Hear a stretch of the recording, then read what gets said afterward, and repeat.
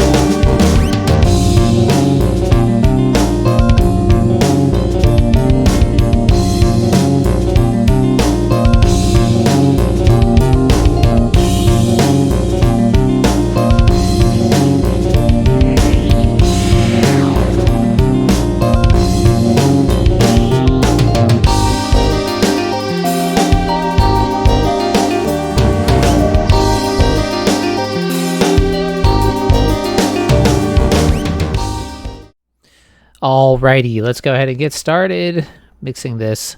Okay, so right when you first open up EZdrummer, it defaults to EZdrummer Modern Basic, which is kind of this standard default kit, which quite honestly I do not like very much. Let me just go ahead and play a little bit so you guys can hear it. Skip ahead a little bit.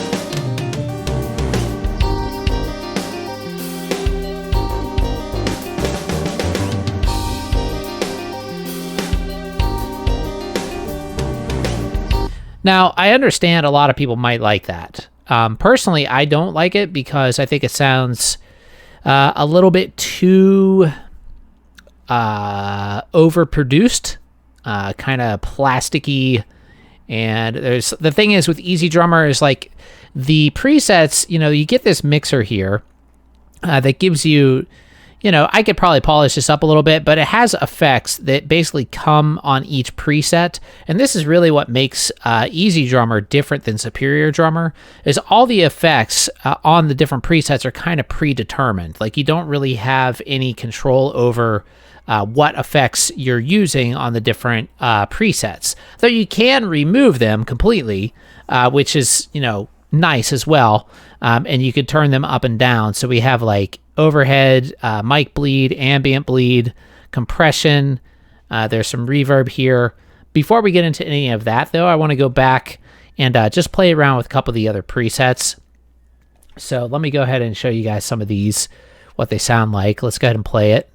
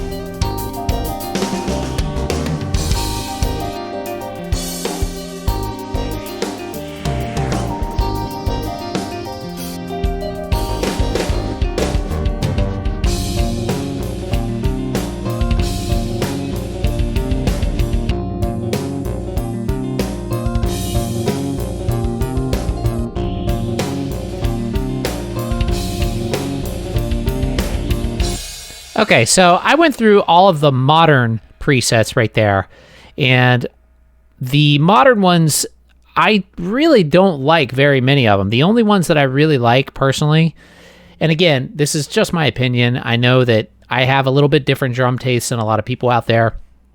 But my favorite ones in this one are the, which one was it? The Modern Vintage and Tape Filter and Prog Rock. So those three I think sound pretty good. The rest of them I don't think I would ever use in an actual mix. 80s is interesting, but it sounds kind of thin. Let me just play a little bit of that again.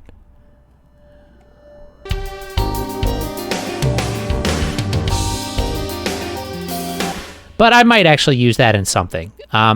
You know, obviously not this song just because it's very stylized, but it sounds kind of cool, and I could probably work with that and make it into something cool. Now, the vintage ones, there's less, but some of them sound pretty cool too. I really like the, which one is it? There's this glam delay patch, and this one I think sounds cool. Let me play a little bit of that.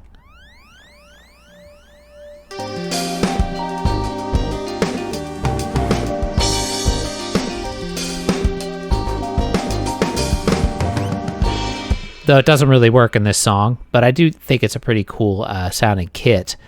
And some of these too, like, you know, I don't really like all of them, but, you know, as you can hear, they are high quality samples, and you can work with them to make them into something that is really not pretty nice, actually.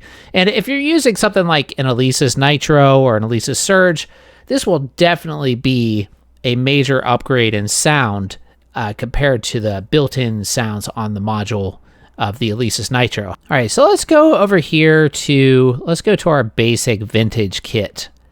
Now, if we go on the drop down on one of the drums here, we'll notice that there's not a whole lot of drums to choose from in the vintage selection. We only have 2 rack toms and 2 floor toms basically to choose from here. And, you know, that's not very many. This is one of my criticisms of EZdrummer 2. However, there are a lot more in the modern presets. So if we go back to modern, let's go to Prog Rock. I think that was my favorite one. And let me turn this rack tom on. Well, we can show you right here. Let's go 10 by 13. What's this? Let's see what this one's set to. That one's set to Gretsch. So let's set this one. Well, see, we don't even have another Gretsch here. Let's do Yamaha 9000. And then I'm going to set this one to Yamaha 9000 as well. And then this one we'll put to 16 by 16 DW. And that sounds pretty good. I don't have this floor tom on my kit, so. And I like that snare sound. And I'm cool with all those cymbal sounds, actually. They all sound nice to me. The bass drum, let's see what we can do to that. That one sounds pretty nice.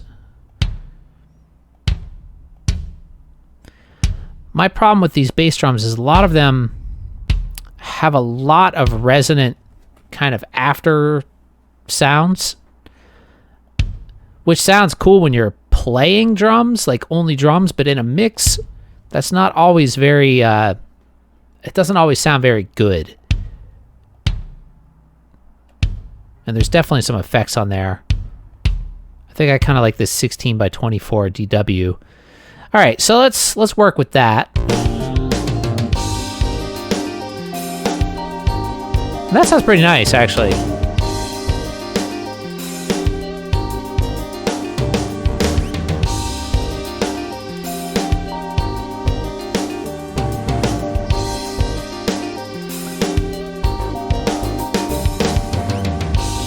Oh, another thing that I forgot to mention, my hi-hats, I'm using the VH11 Roland hi-hat, but for some reason the only way I could get EZdrummer to respond correctly to my hi-hats is setting it to VH12 in the module, which is really strange. I don't understand why that is, but it doesn't seem to hurt the hi-hat performance at all.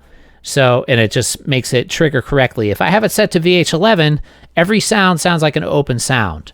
No matter what setting I put the maximum velocity to and all these things, like all those things, for some reason, it just won't react correctly if I have it set to VH11, which is what the hi-hat actually is. But if it's set to VH12, then it works. So anyway, let's go ahead and listen to that a little bit more.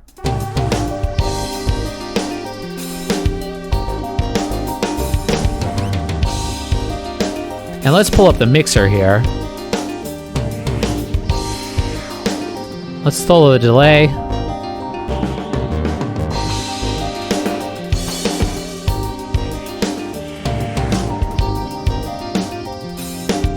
I'm just gonna get rid of the delay completely.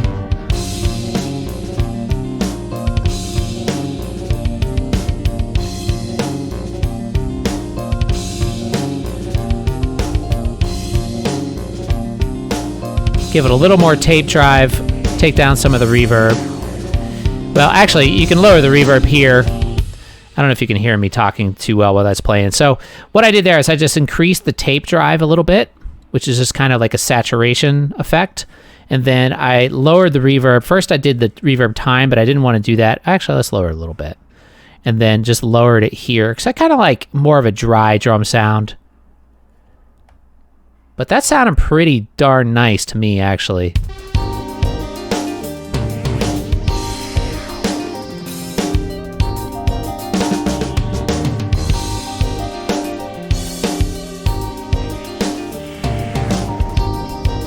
Let's bring the toms up a little bit.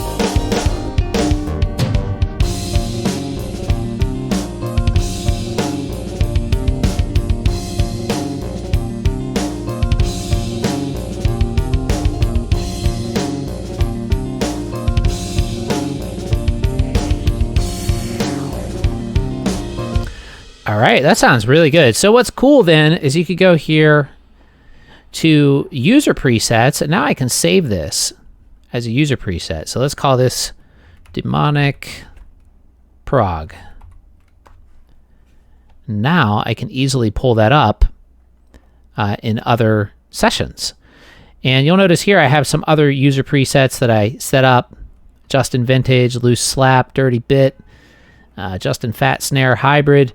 These ones, the Hybrid, that's set up, basically I created that for my acoustic set to do a hybrid sound too.